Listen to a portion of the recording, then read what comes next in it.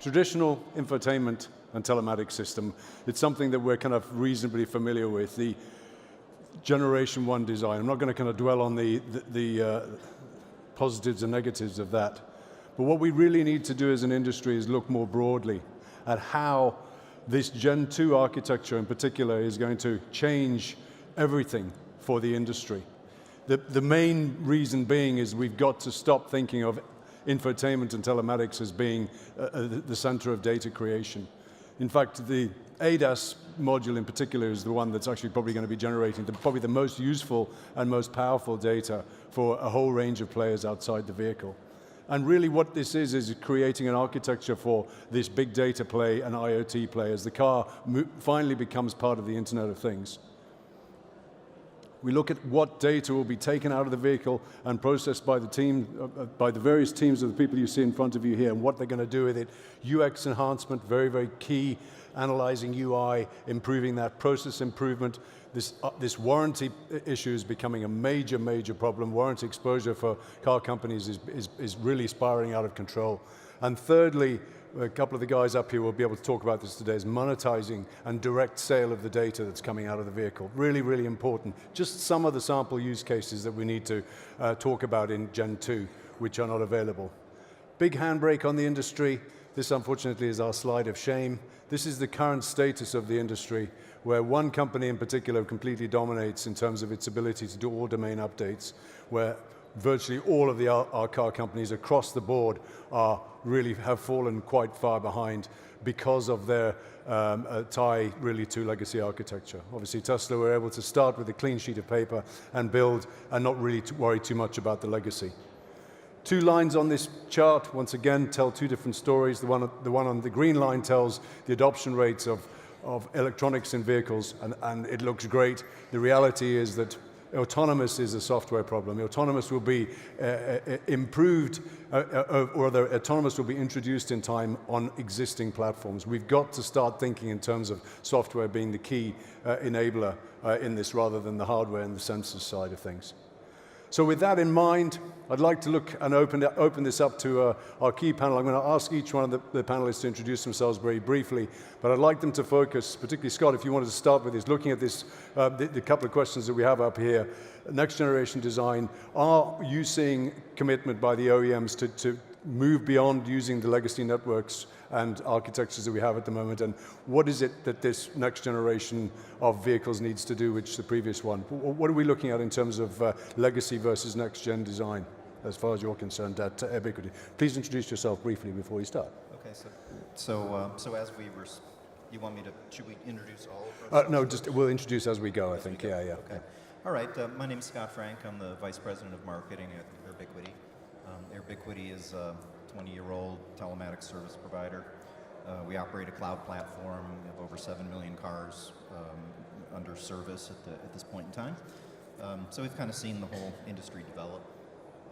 Relative to this particular question, our perspective based on all the work we've been doing with OEMs and Tier 1s up to this point in time, specifically around kind of new use cases like OTA, is the redesigning of the vehicle architecture is definitely underway, and this is actually presenting itself as a really good opportunity to kind of look at legacy technologies and legacy approaches and rethink how it gets done relative to the future job that network needs to do. So yeah, we think it's definitely not business as usual when it comes to the vehicle network architecture.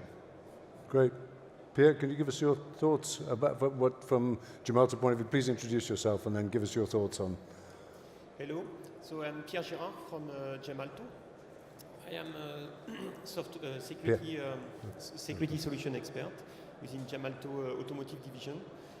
So Gemalto is providing a security solution to many different markets, including financial market or telecom market, and of course automotive market as well. Concerning the problem of legacy into the vehicle, obviously the OEM are not going to change their platform from one day to the other, renewing completely the technology, and there will be a mix of new technology like Internet and the old one ICANN. And the very important point is that, of course, the old technology are not supporting security and are absolutely not secure. So there will be a need for security solution that will enable people to mix all the new technologies. Helmut, do you want to give us your thoughts on this? Because I know we've had some pre-discussions and your particular concerns about autonomous vehicle. Yeah. Helmut Ritzer, Vice President for Connected Vehicle Services at TIA. My history in the automotive industry goes back 20 years when I worked for Daimler for the last 20 years, and the last 8 years I was in charge of developing Car2Go, the product Car2Go as a mobility service. Beginning of this year I moved to here. So basically I think the OEMs, they have their standard evolution of the EE architecture altogether, and I mean, depending on the size of the OEM, it takes quite some time until you find the latest and greatest architecture being in the last model of the OEM. So this is a difference between Tesla, for instance, and a large OEM where you have a huge model range. But I think the development there obviously is driven by the most advanced use cases, which in our case here is autonomous driving. And both from a safety, security, and also capability point of view, they need to upgrade their EE architecture heavily in order to enable those use cases. So you will find the latest and greatest technologies there in those EE architectures.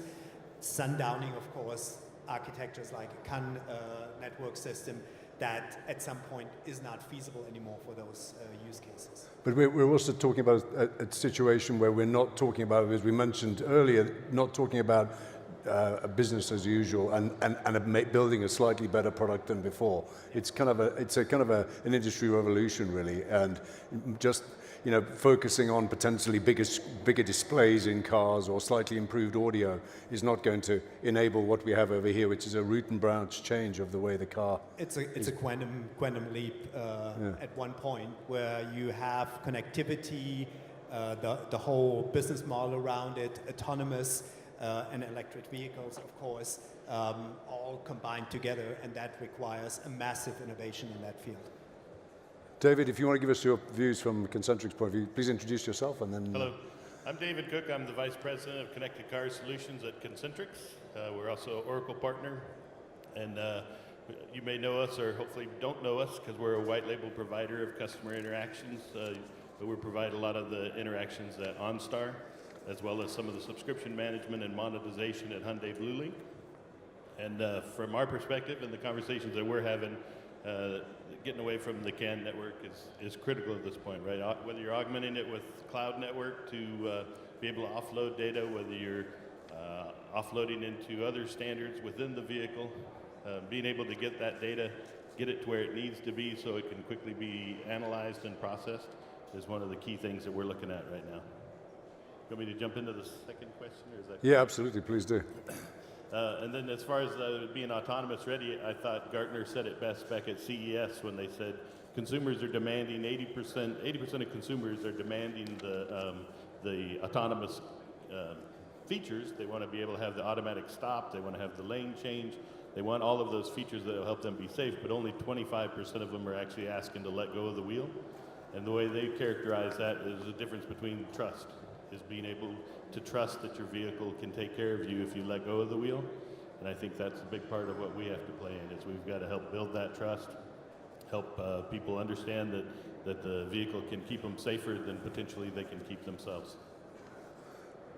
Right, well, okay, we're going to wave a magic wand, and all of a sudden all vehicles are going to be connected. We have a completely OTA solutions are available as of tomorrow. I'm declaring this as available in the market.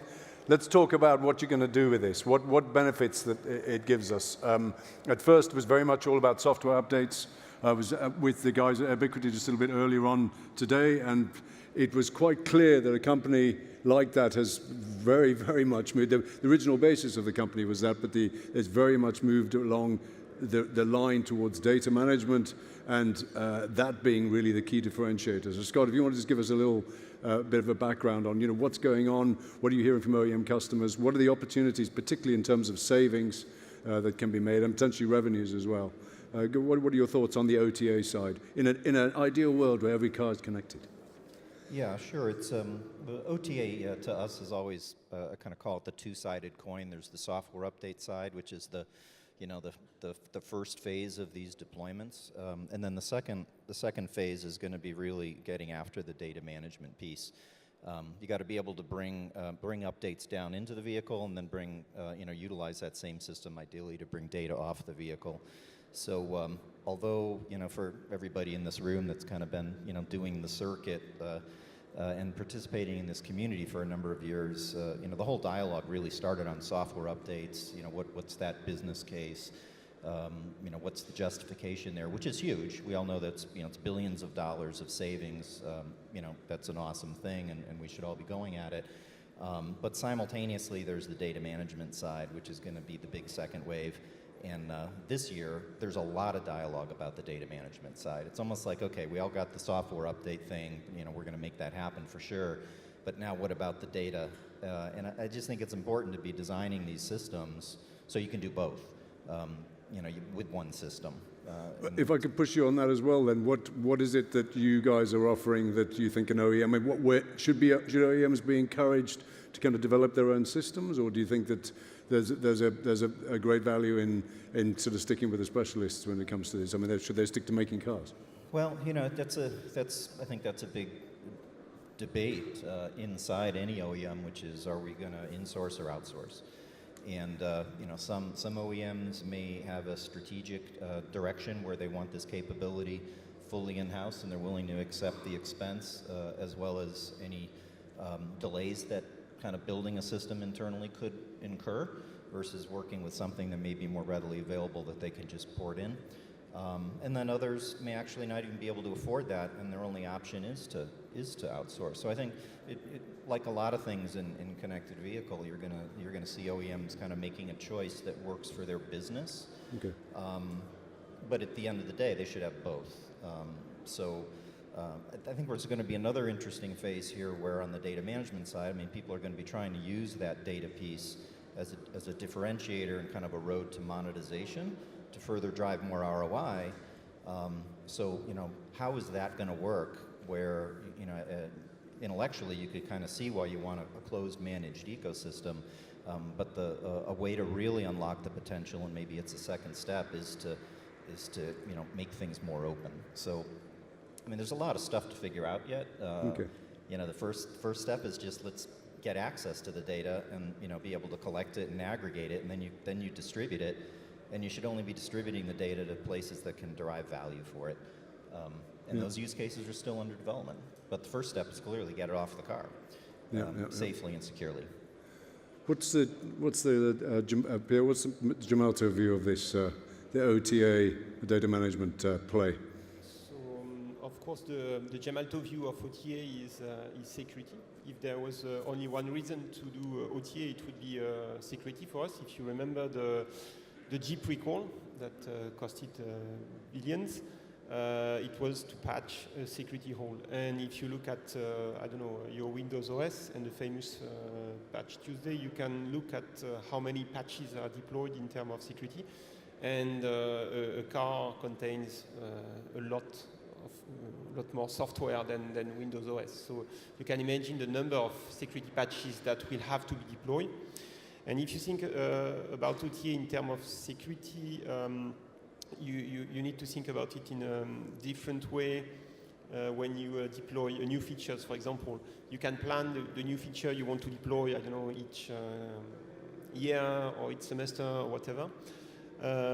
However, when it comes to security, you need to deploy as fast as possible the patches, because they correspond to an existing attack. So if you want your autonomous car to be trusted, and that people trust that this car will be safe and won't try to kill them, basically you need to demonstrate that you are able to react very quickly in terms of security. And the second point is that you need, of course, to secure this OTA mechanism, because it should not be an entry point to deploy viruses or malware. So it has to be very secure in itself.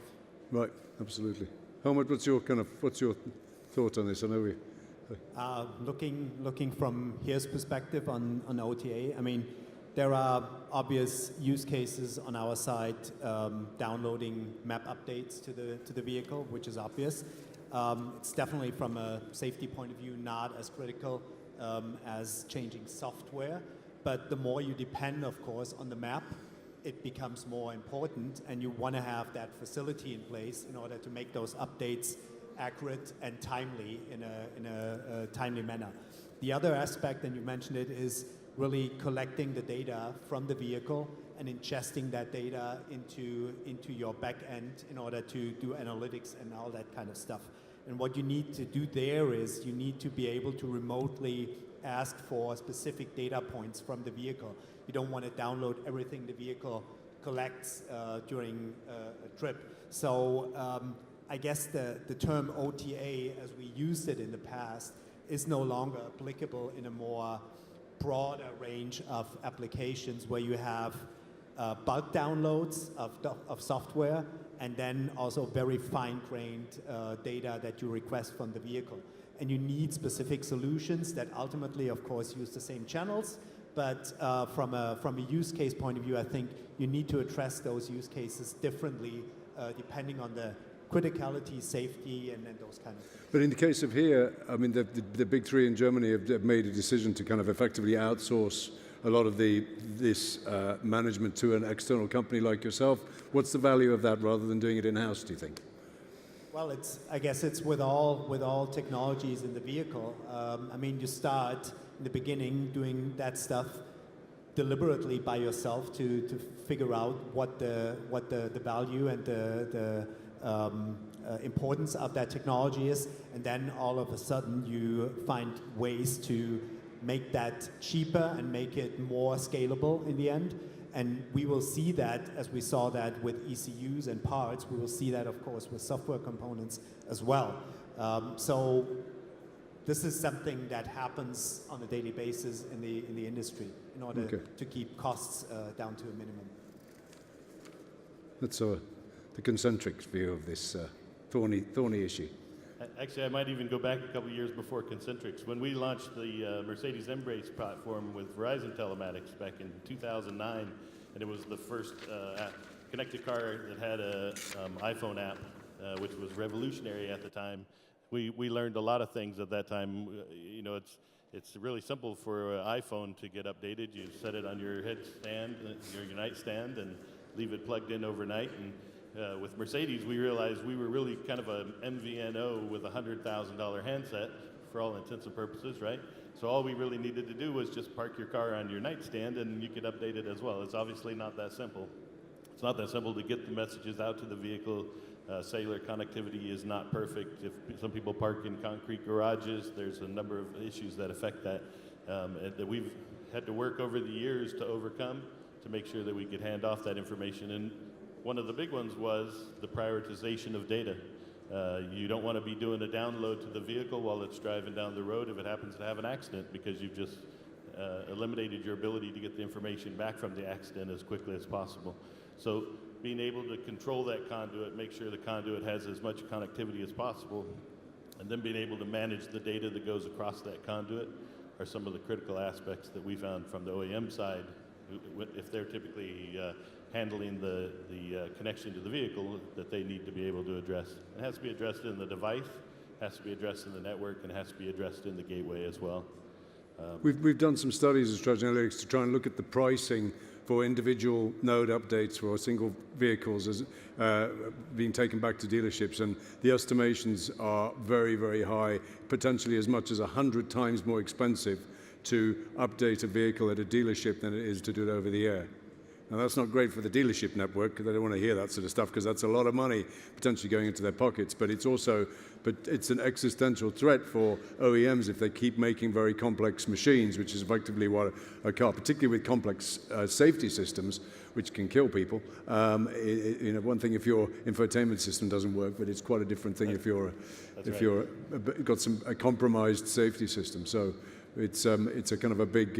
It is, and the OEMs recognize how important that is. You've noticed over the last couple of years, they went from a 6-month free trial and getting people to pay for subscriptions to now 5 years. Yeah. And the reason for that... Not everyone. What's that? Not everyone's doing it.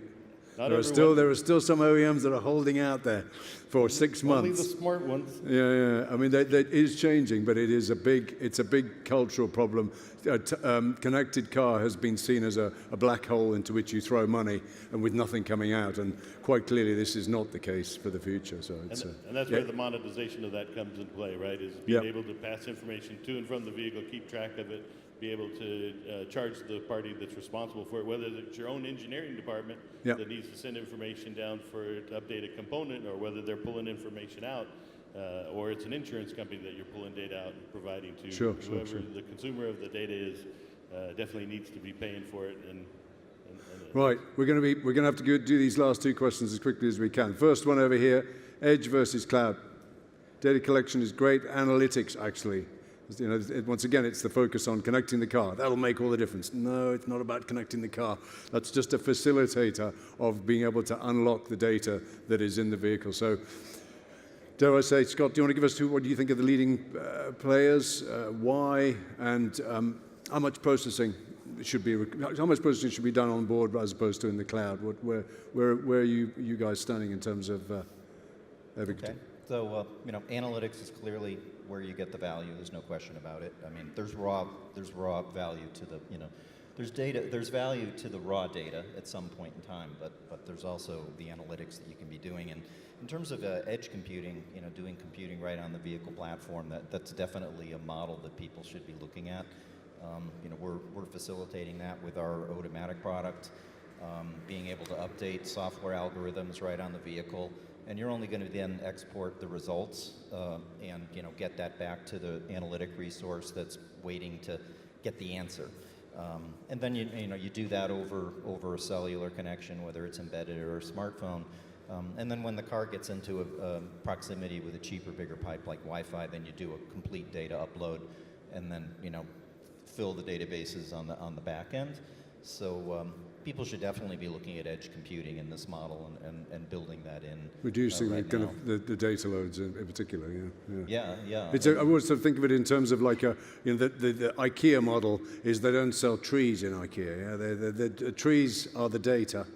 The analytics is the actual things that you buy in IKEA, and they make quite a lot of money out of that when I last looked, by not selling trees. You could sell trees, but there's too much for people to do. So they pre-process the information, put it in packages, and sell the analytics, which is and it's the same kind of thing. It's not, let's not get too fixated on the value of the data in itself. It's what you do with it and how you make it work for you. Yeah, and we know that there's costs to doing all this data transmission back and forth between the cloud and the vehicle, and software updates and so on. So you definitely want to have a system where you can say, listen, this kind of stuff needs to happen on board.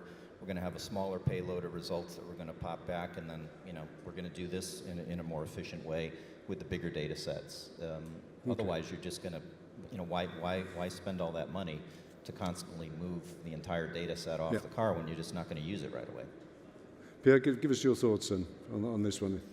So data collection is great because everybody believes that the data is the new gold, but there is one good reason to process a lot of data and to aggregate it inside the vehicle, which is the data privacy and the data protection. Right. Because sometimes the data can be gold, but also it could be a nuclear waste if the data is leaking from your server, for example, and you have all the data from all your customers, then it could be very dangerous for your company. And we saw a lot of examples in the press recently. So, for example, if you just need to know how many kilometers was driven, then there is no point to upload the full geographical path and all the GPS coordinate with a second precision. So if you just need someone, just get that information instead of sucking all possible information, because at some point it may be a big problem for you if your server are attacked and the data leak, and then you will face some big penalty. Great. So if it's not because of new regulation like GDPR in Europe, it could be just for your brand image, for example. So local analytics could be great sometimes for data protection. How much? You got 1 minute? 1 minute. I guess it's important seeing how data analytics and data is used in the internet nowadays, that we don't get into a situation where we have a monopoly of a company analyzing the data that gets generated by the vehicle or by IoT devices. I think this is what we need to achieve, that technically a lot of different stakeholders are able to access that data and analyze that data in order to get better products and have a vital community out there. Okay. The last comment, what you have 1 minute, starting now. So, I mean, we agree the analytics part is probably the most important part of the whole solution, right? And what we found is most critical is having a comprehensive solution where you can pull data from how they're using the mobile app, how they're using the in-vehicle app, how they're interacting with the loyalty groups, how are they interacting with the service department, and be able to tie all that together to be able to push them the right information at the right time. And we've been successful doing that with several different cloud solutions that we've found to be able to extract the data and then be able to turn around. But then the next important thing is that once you have that data and you learn those insights, you've got to get that into the vehicle and have the vehicle be able to work off of that automatically. We don't need to pull all the data out of the vehicle all the time, send massive amounts of data back to the cloud. We need to see the deltas, get the deltas sent up to the cloud, be able to look at, analyze that data, and be able to take insights and push it back to the vehicle. Great. Guys, thank you very much. I'd really like to thank you for your inputs today. I think they've been extremely helpful. Thank you very much. I don't know whether we've got time for one, maybe a question? Or one audience question? Or did you say one audience or one more? I can't hear you. Sorry, did you say one audience question or one more question? we got an audience question. Yeah, we've got a couple. Do you mind, Slido? So you've got to pick wisely. There are 3. Do you want to choose, or should I pick at random? What is the new legacy system going forward? Who wants to take the first one? Anyone want to kind of check in on the first, or any of the questions? Shall I read the first one? What is the new legacy network technology going forward, connecting sensors and ECUs? The new legacy. And was that the one you wanted? Sorry. I don't fully understand that new legacy network technology. Sorry, I don't really understand the first question. Can we go on to the second one? How can edge computing aid OTA updates and other connected car? So, how can edge computing aid OTA updates and other connected car services? Round. How much do you want to have a? Well, I think the big theme here is how is edge computing playing into the connected vehicle moving forward. And I think, as always in technology, when you have more capabilities, you try to abuse them more or less in order to consume as much compute power as you can. I think what we need to come up with to figure out where we do the processing in the right place in order to be most efficient. And there is a place in the vehicle, there's a place in the fog, if you will, between cloud and edge, and there is a place in the cloud.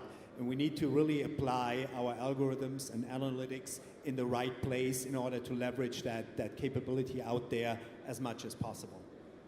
So, David, do you want to look at do you see serious computing being done in vehicles themselves as compared to on the edge infrastructure? I absolutely see serious computing happening in the vehicle. It happens already to some extent. I mean, take image traffic sign recognition. You do that in the car already, and then you send that data back to the cloud. And as we have more image processing happening in the car, you use that capability in the car to do map learning, for instance, and feed updates of the map back to our servers and correct the map in areas where we have changes. So this is something that definitely takes place in the car. Does anyone else want to make a comment? We're right out of time, but how are we doing? Anyone else? Any thoughts or comments?